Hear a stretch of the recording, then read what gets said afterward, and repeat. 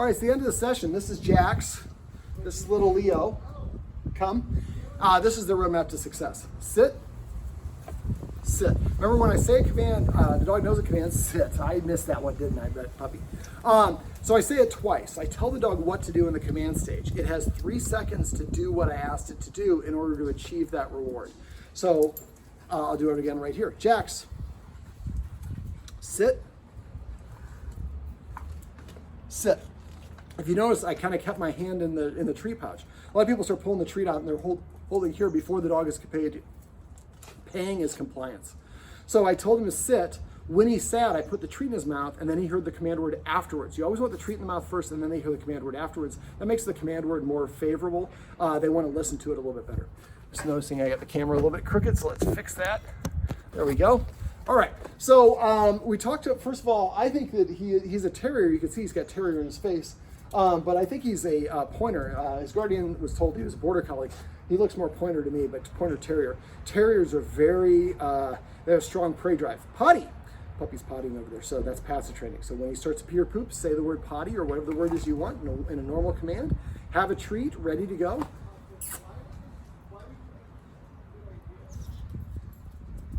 Potty. Pop the treat in his mouth and say the command word. Remember, they hear the first word you say, so don't say good potty, just say potty. You can say their name, like Jax come, but aside from that, I would just come up with a command word only. Now, one of the pieces of advice I gave the guardians was to make a list of the official command words taped to the refrigerator, and then we say vocabulario or vocab or whatever you want to say. Come up with a word that means you're using a different version of the word. Come here, over here boy. These are all different ways of the same, asking for the same thing. We often load our dogs up with having to memorize all these words where it's just easier for us to only use one word rather than ask them to remember 10 words for every command expression. We can quickly use up their available vocabulary on just things that we don't need to. All right, so we first of all talked about exercise because being a pointer mix, he's got a lot of energy and he's reactive on walks, and so his guardian feels self-conscious, which is very normal, and doesn't like to walk him as much because of that. As a result, he doesn't get as much exercise, and that's going to create frustration that leads to a lot of other problems. So one of the things I pointed out is I want you to make the connection so that when he is digging, that's his way of saying, I need some exercise. When he's taking his treat and throwing his toy, and he's throwing it around, or he's playing a little too rough with the puppy, or he's jumping up or he's barking a lot, I want you to interpret that as he needs some exercise. Or ask yourself, how long has it been since he's been exercised? If it's been longer than an hour, take him to do the doggy stairmaster, play a game of fetch, do some mental some scent games. The idea is we want to set them up for success. Dogs need exercise about every 2 to 4 hours, and often we give them a walk at the end of the day or the middle of the day, or whatever it is, but then they recharge their batteries with a nap, and then they're ready to go again, and we're on to the next thing. We're working. We don't have time to exercise them. Well, you can do the doggy stairmaster 3 or 4 times a day. Probably for him, it probably is going to need to be 3 or 4 times a day. Make sure to exercise him before the walk, like we talked about in the video above. If you have guests come over, exercise him before then. You're going to try to take him out to meet a dog, exercise him before that. Just make sure he has at least 10 minutes to recover. We're near Santa Monica Airport. But he has 10 minutes to recover before the next thing happens. Don't count driving the car as that recovery period. So you throw the treat at the bottom of the stairs, he licks it up, you say Jamaica, call him the top of the stairs, give him another one, call that Sierra Nevada or whatever it is, and then count each down up as 1. And remember, always do this with an empty stomach. The first time do it with an empty stomach and find out the maximum number of up-downs on the stairs. You have stairs in your house, which almost none of my clients in California have. That is a tremendous resource. So if you get in the habit of identifying, interpreting the digging, he needs exercise, take him and spend 5 minutes on the stairs. 5 minutes on the stairs is equivalent to like a 20 or 30 minute walk, but you got to do it inside. He's not practicing being reactive, and you don't have to get the exercise yourself. You do it when you're on the phone or a quick break from work. So the other forms of exercise we talked about, getting him a dog backpack can help because you put weight in there. That makes the walk more efficient. On walks, as long as he's not reacting, let him sniff as much as he can. Remember, they burn more energy by sniffing than walking. The motion of walking on walks. Running is different. Also, Google scent games. There's a whole lot of games that you can play. Hiding treats around your house, playing hide and seek, and things along those lines. Also, getting a snuffle mat for each dog, and I would feed both dogs out of the snuffle mat. Also, they make treat dispensing toys and puzzle games. That mental stimulation is really helpful for them as well, and it can also be a good way to burn energy. So when you're playing fetch for the puppy, as you throw it, you say fetch. When the puppy picks it up, you say fetch, and then you have the treat. When the puppy drops it, you put it in their mouth, you say fetch a 3rd time. That connects all 3 of these things together. Eventually you say fetch, the dog knows what you want.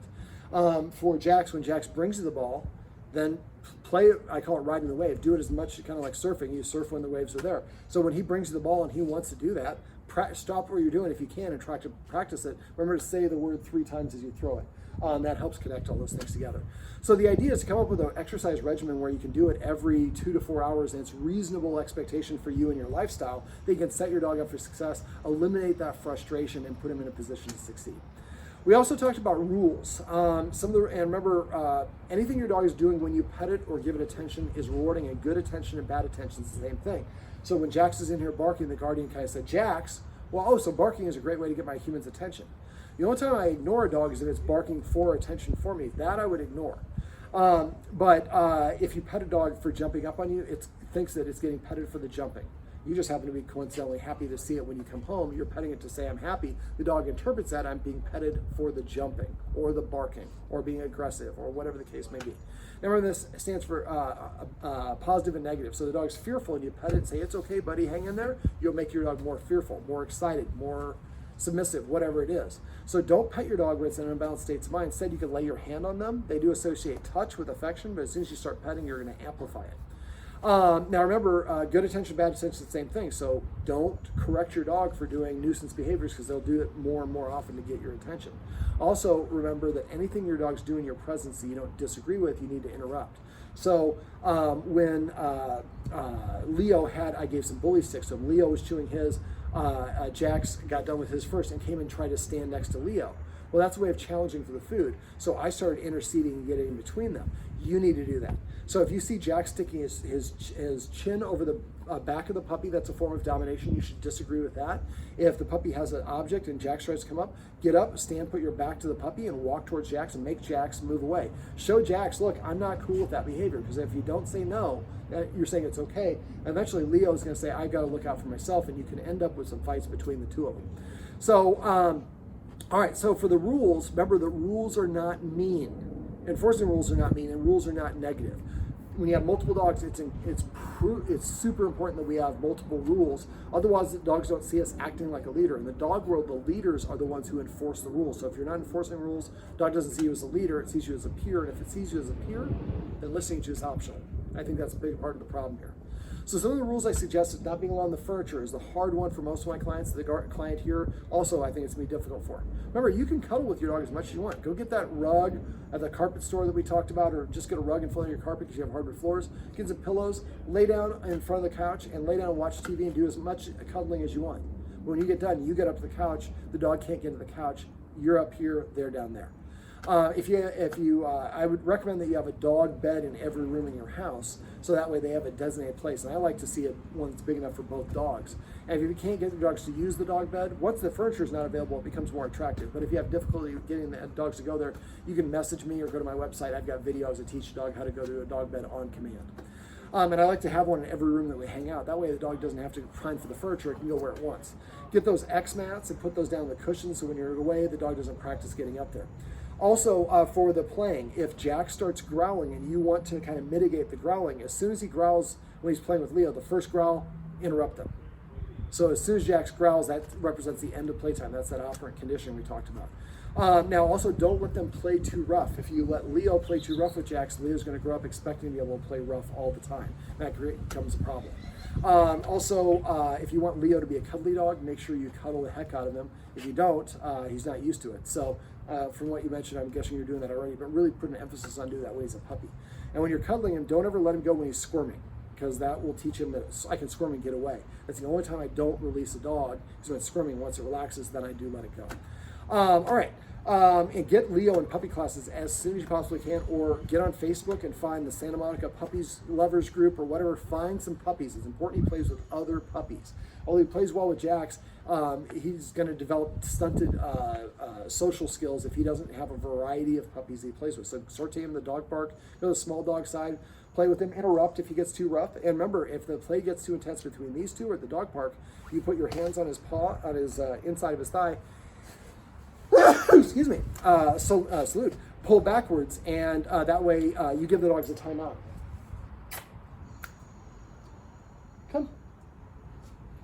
Come, I was going to pet you for passive training, but you didn't come all the way.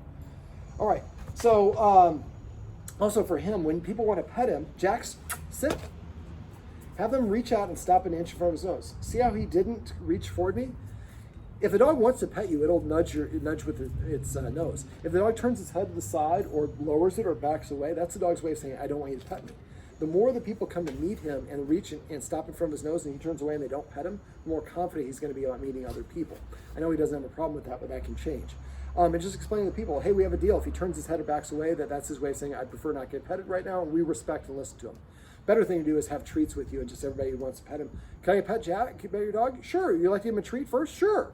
So if everybody gives him a treat first, then they're petting him, Jax is going to be even more. I know he likes people, but work on that. Now, dogs develop, their personality starts solidifying around 9 months, and it kind of sets large breed dogs around 3 years. So until they're, so you want to keep on socializing the puppy until it's at least a year old. So you should try to set up Leo with at least one play date a week, bare minimum. But I would try to get him to the dog park 2 or 3 times a week. Again, make sure it's the dogs are good. So when I get to the dog park, I stand outside and I observe the dogs in the park. Are they playing too rough? If they're playing too rough, I'd rather not go in. A lot of people look at it as a failure, but if you go in there and he gets beat up or has a bad experience and he doesn't ever want to go to the dog park, you lose a tremendous resource. So better to err on the side of caution. All right, backing up, getting back to rules. Not being allowed in the furniture is one. Having to sit at the door is a second one. Remember, only say it once. I want you to get in a habit of only saying these command words once. If you say it once and the dog doesn't do it, then you move on to something else. Then let the dog know you missed on your opportunity. I'm not going to correct you or punish you, but you don't get that reward. Now, this is the door is what's referred to as a pre-mac, and a pre-mac means that a less desirable behavior that's achieved will achieve a more desirable behavior. So I want you to get in the habit of closing the door half of the day. And the dogs want to go outside, they go to the door, they pound on it, you go to the door and say, sit. 1, 2, 3. If they don't sit by 3, walk away and sit down, wait. Don't do this for a puppy for potty training. For him, that overrides it, but once that's not the case. So they have to sit before you open the door. As soon as they sit, the door flies open. But if they don't sit within 3 seconds, you walk away and sit down, you wait 1 minute. Next time you sit down for 2 minutes, and then 4 minutes and 8 minutes, you keep double length of time. All they have to do is sit down. As soon as they sit, that door opens. And if you go to the door and say sit, and Leo sits and Jax doesn't, open the door and let Leo out, and don't let Jax out. Pay based on performance. Every once in a while, I'll pull out 2 treats. Walk away from the dogs and say, come. Whoever comes and sits first gets a treat. Whoever comes second doesn't get anything, unless it's about the same effort. Then I would pay them both at the same time. After a while, they're going to compete to be obedient, as opposed right now they're competing to be disobedient. So stop feeding the food from the table, because another rule should be they should not be within 7 feet of a human who's eating. That's in the dog world, that's very rude. And if we give them treats when they do that, that's going to condition them to do it, and that leads to stealing food from each other and from other people, and it's problems I don't want you to deal with. If you do have to give them some people food, chop it up in little bits, put it in the microwave, and don't feed it to them to the next meal, so they don't smell it in concert with your food from your plate. So other rules: not be allowed to be within 7 feet of anybody who's eating, or not be allowed in the kitchen. Use that exercise that I showed you when we're preparing food. When we're not preparing food, you can come and go. But when we're preparing food, you're not allowed to be in there. Do that out exercise. So go to every area that you want the dogs to vacate, run it, and always practice with the dogs one at a time. So show Jax you have the treat, roll it a couple feet outside the line. When he goes out of the room and licks it up, you say the word out. Comes back, do it a second time, then go to the next doorway. Do that for all the doorways in your whole house. Then the next thing is you stand outside the room, outside the kitchen, and roll the treat into the kitchen. When they go in the kitchen and lick it up, you say the word kitchen. So now we've created a command word to leave every room in the house and a command word to go to every room in the house. And look for other rules as well. You have to sit before I open the door to go on a walk, or put your leash on, or get you into the car, or you got to sit after you bring me the ball from fetch. The more that you ask dogs to sit and wait for you, the better they're practicing some self-control and listening to you, and the better responsiveness you're going to get outside on walks. So look for other opportunities for rules. Make sure that you are eating something before you feed them, and I would feed them one at a time. So the human who's feeding them eats something first. 5 tiny bites of a chip or cracker works. Then we let Jax eat, and when Jax walks away, we pick up any remaining food, dump his food empty, leave the empty bowl or snuffle mat back down there. Snuffle mat you just pick up. And then when Jax leaves the room, we invite Leo in. So each dog has to eat one at a time in rank, which is important in how dogs normally do it. And it also sees that you're protecting me when I'm eating and not letting me go invade the other dogs. And that will help them see you acting like a leader. Remember, for dogs, you have to leaders are the ones who enforce rules. So the more you enforce these rules, the more respect they're going to have for you, the more they're going to listen to you. Now, we also need to work on structure, because right now the guardian just pets the dogs for no reason or doesn't ask them to do anything. So I call this petting with a purpose. So if you want to pet the dog, or the dog wants you to pet it, you give it a counter order, tell it to sit or to lie down. If it's sitting here, tell it to sit over here or lay down. It has to do something to change its state if it didn't prepay. And if you tell it to sit and it doesn't sit within 3 seconds, pull out your phone, play a little online games, check your emails, watch TV, make yourself a sandwich. Show your dog, I have other things to do. Playing hard to get works great for dog training. But if you just ask the dog over and over again, then they have no motivation to listen to you. So basically, you tell the dog to sit. If it sits within that 3 second window, pet on its chin and say the word sit and only the word sit, and pet as much or as little as you want. If it didn't sit, go on to other things. After a while, the dog will start sitting in front of you to prepay for attention, and make sure you do recognize or reward that. Otherwise, they'll stop doing that and they'll go back to nudging or pawing at you. Remember, that'll increase the dog's respect for you as an authority figure. It'll increase its confidence, which will have a lowering effect on his reactivity. It also helps it practice sitting and basic obedience. And fourth thing it does, it makes your pets more valuable, because I can't get these for no reason. I have to earn these, and there's status to them. We also went over passive training, which I talked about a second ago. Passive training is waiting for the dog to organically offer the behavior they want, recognizing it in that 3 second window and petting it and marking it by saying the command word. So every time the dog comes to you, pet it and say come. Every time it sits, pet it and say sit. It lays down, pet it and say crash, or whatever your word is. When they eat food, call, maybe one of them is pork chop, the other one's meatball.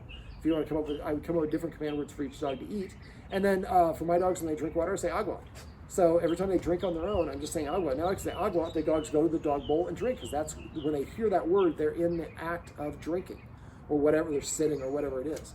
So what we're doing is just celebrating the things the dog does that we like. So that's the watchword I use for this. So if I'm sitting here talking to somebody and then one of the dog walks up and I didn't see it, the person I'm talking to says celebrate to me, I would turn and look at the dog and start petting it immediately. Then I would identify what command or action it's doing and say that command word. So if it walked up and so he says celebrate, I look and the dog's standing there, I pet it and I would say come, because it's standing. Probably didn't have a stand command. If it's sitting or laying down, it's pretty obvious. Name all your individual toys. So now you have a thicker, or not thicker, but a more robust vocabulary that you can communicate with your dogs. And I ask all my clients, what can your dog do to make you happy? And most clients cannot tell me anything that's legitimate. Now the dogs are going to know: sit, come, lay down, poop outside, drink more water, eat my food, name all the individual toys, and so on. Now for petting with a purpose, the watchword for that one is paycheck.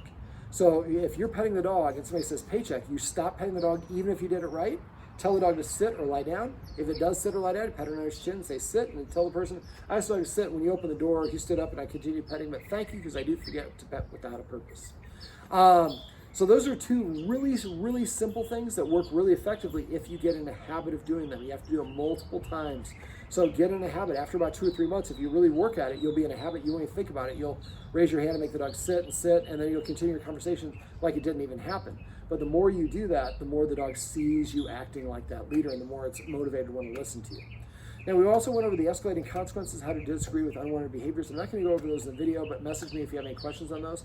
Practice that exercise in the kitchen. Don't do it. You could drop treats on the floor, but what I usually do is, like I said, microwave some bacon and do the outs first. I tell the dog to out and then reward it. And then after that, then you kind of, you do your bacon and your meal prep work, and you're watching the dog. If it crosses the threshold, you stop what you're doing or rush. Make sure you always stop at the line. Never cross that line of wherever it is. And put painter's tape down on those areas so you know exactly how far away the dog needs to be. And the dog knows as well. Let me see. The video above talks about the clicker training. Again, the stages, which I didn't really talk about in the video. The first stage, stage 1, the easiest version, is inside the house. Stage 2 is in your backyard out on this side of the fence. Stage 3 is your backyard on the outside of the fence. Stage 4 is right at your gate that goes out the front. Stage 5 is the front yard, or you might have just the right area right outside the fence, and maybe 6 is the rest of the front yard. 7 is the concrete in front of your house, and 8 is anything beyond that. So remember, anytime your dog doesn't respond, you always back up a zone or a step. So if you're an 8, and the dog, you make it outside your sidewalk area of your property, and the dog stops listening, turn around and come back in. Now, what I do is, if the dog isn't comply, I say sit. If the dog doesn't sit within 3 seconds, I take 3 steps away and say sit again. If it doesn't sit, at this time I walk away 2 steps, say sit again. If it doesn't, I do 1 more step, walk away. And then at the end, I might, at that point, just wait for the dog to sit and just stand there. Or if it's in here, I might take the leash off, and then we're done with the exercise. And I'm not punishing you or correcting you, but if you don't do what I want, I give you an opportunity within 3 seconds, you didn't do it, I walked away, give you another opportunity, then 2 seconds or 1 second. If you're not listening to me, then that's fine. The treats and my attention go away. After a while, that will motivate the dog to want to listen to you. So also the exercise I showed you, the pre-healing exercise, I would do that, especially with Leo. Grab about 15 treats and just let them go out and sniff around first, then start walking the yard. And as soon as they look at you, click, and then hold that treat there. And then after doing that a couple times, it'll start looking at you. Then you keep on walking and click, and when it looks at you, click while you continue to walk and hold the treat down. The dog starts coming towards you. Now you're getting the dog walking with you. And eventually then you're going to click when it takes one step in the heel position. Remember the seam in your pants, try to hold the treat behind the seam, otherwise your dog's going to walk in front of you. I've got a video for that one if you want to look at that as well. All right, so Leo, or Jax, come here. Jax, come. Oh, they're both going to come. Sit. Sit. This is Jax, this is little Leo, and this is the roadmap to success. Remember, everything you do trains your dog. Only sometimes you mean it.